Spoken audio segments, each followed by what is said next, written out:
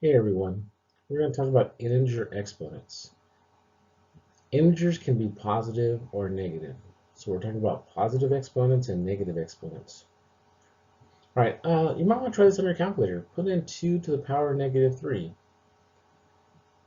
So just type in 2 and then your exponent button. And then inside the exponent, type in negative 3. Make sure you use the negative sign, not the minus sign.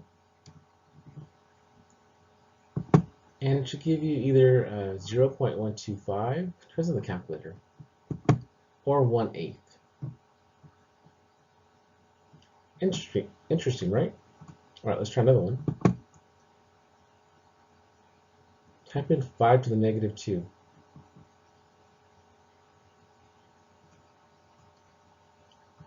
It should give you either 0.04 or 1 over 25. A real little note there. Notice the result of a positive number with a negative exponent. The result is not negative. Sometimes people think it's a negative, but it's not. Do you see the pattern? 8 is 2 to the third. And 25 is 5 squared. But both of them are underneath the 1.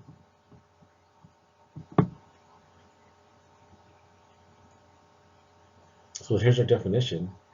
B to the negative n equals 1 over b to the n.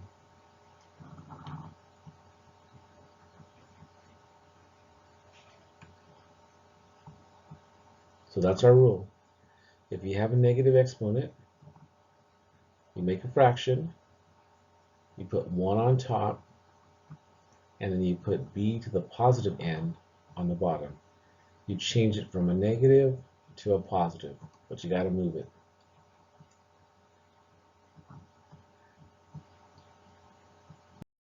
Slide. Here's another rule. Anything to the 0 power is 1. You might have already seen that before. 7 to the 0 is 1. Negative 15 to the power of 0, 1. 311 to the 0, 1. N to the 0, 1. And if it's in parentheses, anything inside the parentheses to the power of 0, 1.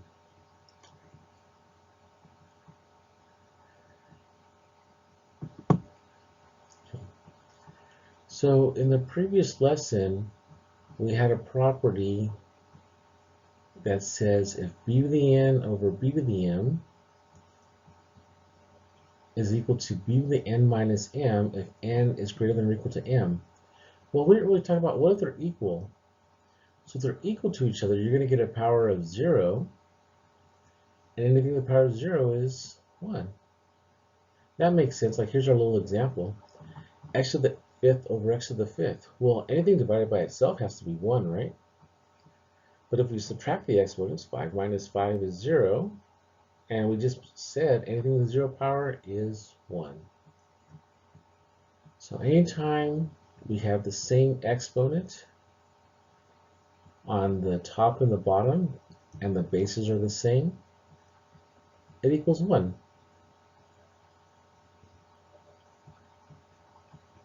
All right, let's go to the next slide. 4 to the negative 2.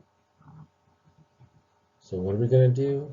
We're going to put it on the bottom and then change the exponent to a positive. 1 over 4 squared. And then what's 4 squared? Yeah, 1 over 16.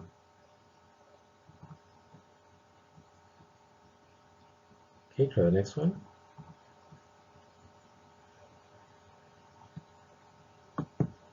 1 over 3 to the 4th. And then work out 3 to the 4th. 81. 1 over 81. Last one here. X to the negative 7. Move to the bottom. And then we can't simplify that, so that's it. 1 over x to the 7th.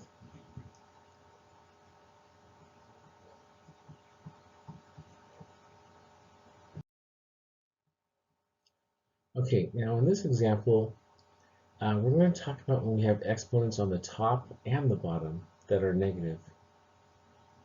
I'm going to give you a shortcut after the example. If you don't want to write this down, you don't have to. I just kind of want to show you why the rule is what it is. All right, x to the negative 3. That's 1 over x to the third, right? And y to the negative 5. That's 1 over y to the fifth. So we're going to use the property b to the n equals 1 over b to the n to rewrite without negative exponents. That's what we got. 1 over x to the third all over 1 over y to the fifth. That's called a complex fraction. You may or may not have seen a complex fraction. The way we simplify a complex fraction that only has one fraction on top and one fraction on the bottom is by writing it as a division problem. It's a top fraction divided by the bottom fraction. So we're going to simplify the complex fraction. That's 1 over x to the third divided by 1 over y to the fifth.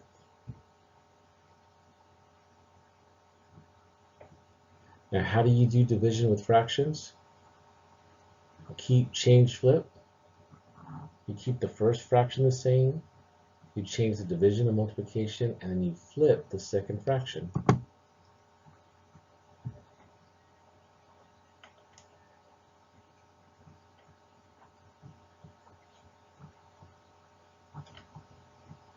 And now you can multiply straight across.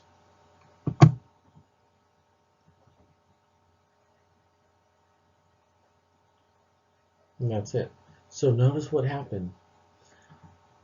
The top fraction, the top variable moved to the bottom and became positive. The bottom variable moved to the top, and then the exponent became positive. So here's our shortcut. If the exponent is negative, move it from denominator to numerator, or numerator to denominator, then change the exponent to positive. Second part of the rule is if the exponent is positive, leave it where it is. So make a little shorthand note to yourself. If it's negative, you move it. If it's positive, you leave it. Negative, you move it. Positive, you leave it. It's easy to remember, right? Negative, move it. Positive, leave it. All right. So here we go. So we're going to try to use that shortcut. If it's negative, you move it. Positive, you leave it. So the x to the negative 7, we're going to move it. The y to the negative 2, we're going to move it. And that's it. How about on part B? Top one, are we going to move it? Yeah. The bottom one, are we going to move it? No. Because if it's positive, you'll leave it. Right? So it stays where it is. And if you have two variables, usually you just want to put it in alphabetical order. So the x to the 4th goes to the bottom, and then the y to the 9th stays there. Since they're both on the bottom, you got to make sure you put a 1 on top to show that they're both on the bottom. All right, part C. X to the 7th. Move it? No. Leave it, right? It's positive. Y to the negative 1. Move it? Yes. So then they're both going to be on top. In that case, you don't need to put a 1 on the bottom because anything over 1 is itself.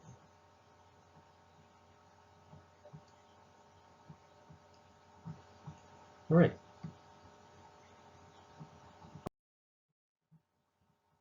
So on the previous lesson, we talked about this rule,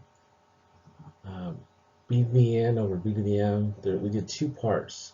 We can simplify it to just say b to the n minus m. Let's read the note here.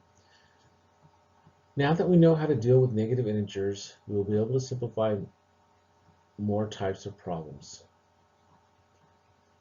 Now there will usually be more than one method of simplifying these expressions, right? You know that. There's always different ways of doing problems. These are just going to be recommendations that will be to show the easiest method. Okay, it's not the only method. So when I do these problems on this video, it's not the only method. You might go to the tutor center, or another teacher might say another method. Does it mean I'm wrong? It doesn't mean they're wrong. It's just the way it is. There's just different methods, okay? So this was the rule we gave in the last lesson. We could simply just write b to the n minus m, and we know how to deal with it if it's a negative exponent.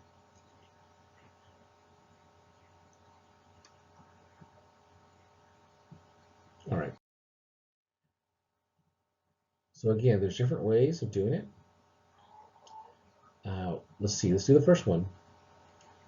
12x to the negative 5 times 8x to the third. We're going to multiply the 12 times 8. And we could use a rule that when you multiply, you add the exponents.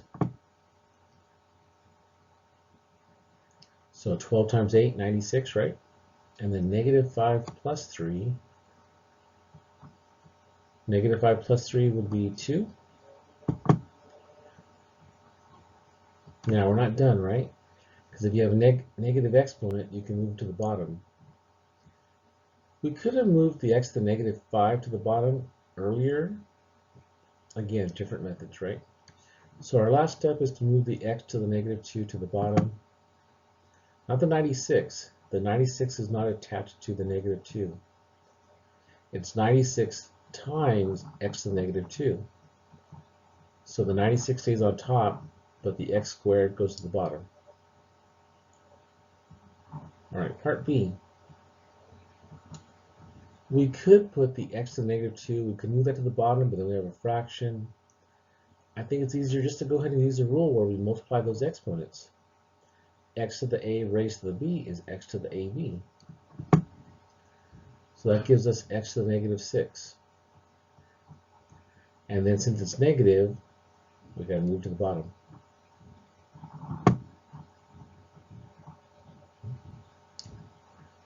Next one, the 4. That exponent of 4 applies to each exponent. So multiply the 4 by all the exponents. X to the negative 8, y to the 12th. Then we're not done, because the x to the negative 8, that has to get moved to the bottom. If it's negative, you move it. Positive, you leave it.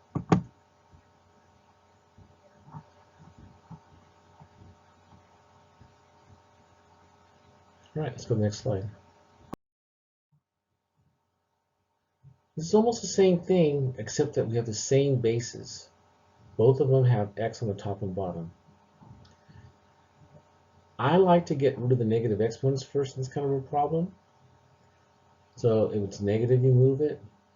Positive, you leave it. So the x to the negative 8 goes to the bottom, right? Becomes positive. How about the x to the negative 5? Goes to the top and becomes positive. So we're going to make the exponents positive. That gives us x to the 5th over x to the 8th. So now which one has more x's, the top or the bottom? The bottom does, right? By how many? By 3. So our answer is 1 over x to the 3rd. So we're using that rule, b to the n over b to the m equals 1 over b to the m minus n if m is greater than n. So if there's more on the bottom, keep it on the bottom.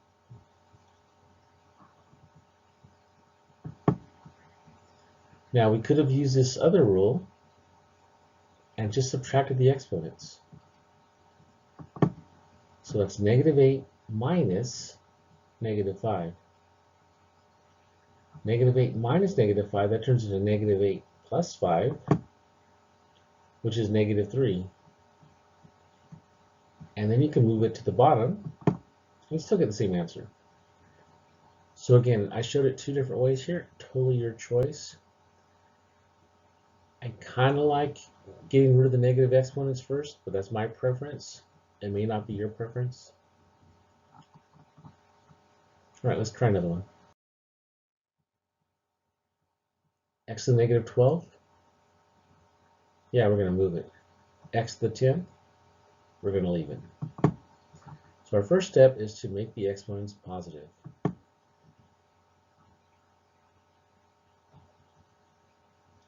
Okay, now they're both next to each other at the bottom. Now we're going to use the rule b to the n times b to the m equals b to the n plus m. We're going to add the exponents. And then you're all done.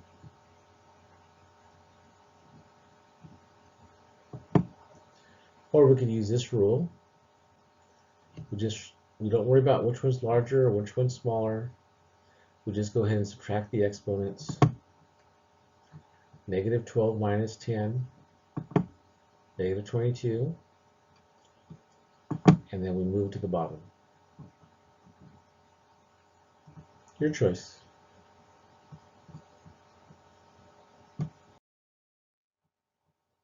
All right, just make it a little bit more complicated each time, right? That's what's going on here. If we have a fraction inside the parentheses and an exponent outside, then that exponent outside applies to all the exponents inside on the top and the bottom. So this negative 2 in part A, or example A, applies to both numerator and denominator. So negative 3 times negative 2 is positive 6. And 4 times negative 2 is negative 8. Now, if it's negative, you move it. Positive, you leave it. So that gives us x to the 6th. The x to the negative 8 goes up to the top. And then x to the 14th because we add the exponents. All right, try the next one. Multiply your 3 by the exponents inside. X to the negative 15 over x to the negative 9. Both of them move this time, right? Negative, you move it. So the x to the 9th is on top, x to the 15th at the bottom. Which one has more x's? The bottom, by how many? Yeah, by 6. So 1 over x to the 6.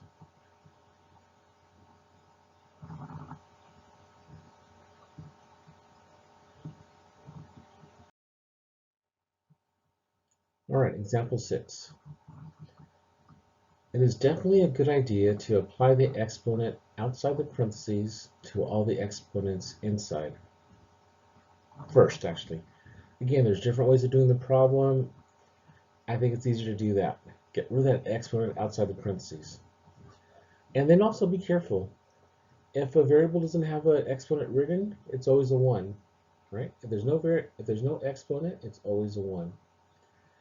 Especially if you have a negative number, a negative coefficient, its exponent is also its exponent is also 1. So just kind of be careful with that. All right, so here in part A, that negative 3 applies to the 2, the x to the negative 2, and the y to the 5th. So we're going to do 2 to the power of negative 3, because its exponent is 1, right? 1 times negative 3 is negative 3. And then the negative 3 times negative 2, which is 6. And the 5 times negative 3, which is negative 15. Now, if it's negative, you move it. If it's positive, you leave it. So the x to the 6 is going to stay on top, but the other ones, they have to move to the bottom. And then 2 to the 3rd, right, that's 8. So that's going to become an 8 on the bottom.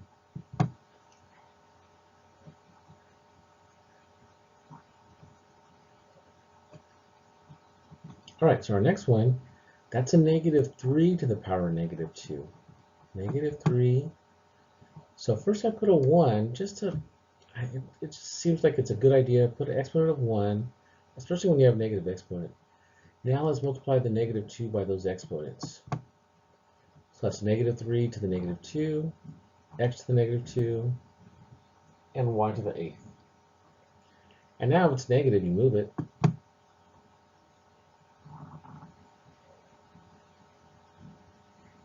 So the y to the 8th stays on top. And now the negative 3 squared, that's going to become positive because it's squared, right? Negative 3 times negative 3. If it was raised to an odd exponent, it would stay negative. But we're going to use the negative because it's squared. So there's our final answer.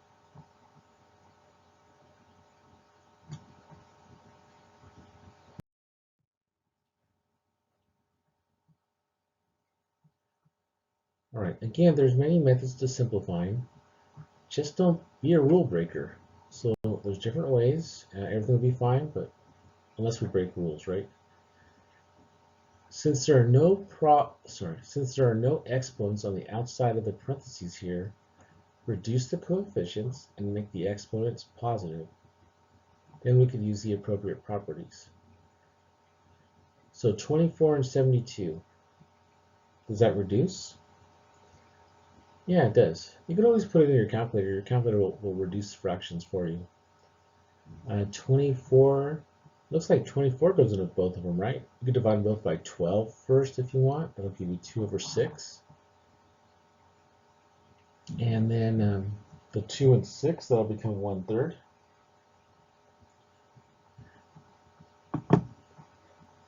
And now we're going to move the exponents. If it's negative, you move it. Positive, you leave it. So the only one that stayed was the y to the third. The x to the negative 6 moved to the bottom. The x to the negative 2 went up to the top. The y to the negative 1 moved to the top. Now, if you have x's on the top and bottom like we do, we're going to subtract and keep it where there's more. And if they're next to each other, then we add. So that gives us y to the fourth over x to the fourth. 3x to the fourth in the denominator. We don't have to write the 1. If you wrote the 1, it's not wrong, just unnecessary.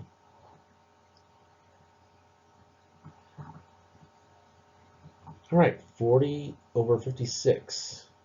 Reduce that, I believe, by 8. Yeah, 8. And then if it's negative, you move it. Positive, you leave it.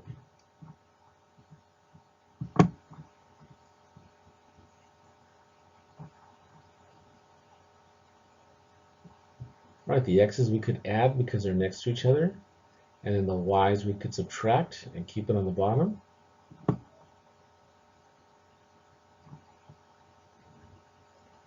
So 5 over 7, x to the fifth, y to the third.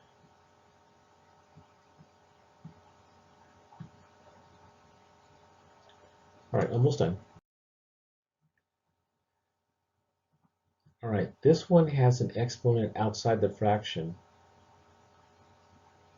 So that negative 3, let me back up. Let's read the note. It's still a good idea to apply the exponent outside the parentheses to all the exponents inside. If the coefficients can be reduced, b, that means in part b, it could be done. Do so first to make the operations more manageable. All right, so in part A, 2 over 3, that doesn't reduce, right? But in part B, the 10 over 25, we can reduce that too. Otherwise, we've got huge numbers, right? 25 to the fourth power, some huge number. All right, let's do part A first, though. So that negative 3 applies to everything inside. So 2 to the negative 3, x to the 6, y to the negative 15, 3 to the negative 3, x to the 12th, y to the 6. If it's negative, you move it. Positive, you leave it. So the 3 to the negative 3 goes up to the top. 2 to the negative 3, move it to the bottom. The x's stay, and the y to the negative 15 goes to the bottom. Last step in this problem is to simplify. The x's we subtract and keep it where there's more, and the y's we add.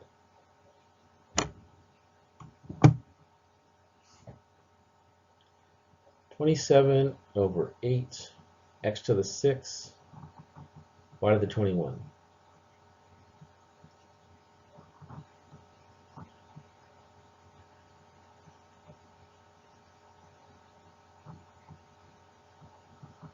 All right, part B. This is our last problem. 10 over 25 reduces by 5. Right, that's 2/5. And I put an exponent of 1. Just to remind myself, the common mistake is that people will multiply 2 times -4. But it's 1 times -4. So it's going to be 2 to the -4 over 5 to the -4. And then multiply the -4 by all the other exponents. Now if it's negative, you move it. Positive, you leave it.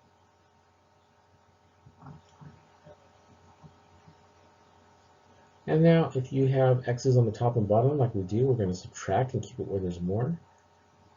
And then the y's, they're next to each other, so we're going to add when they're next to each other. So 625 x to the 12th, y to the 16th over 16. That is it. See you here for the next one. Bye.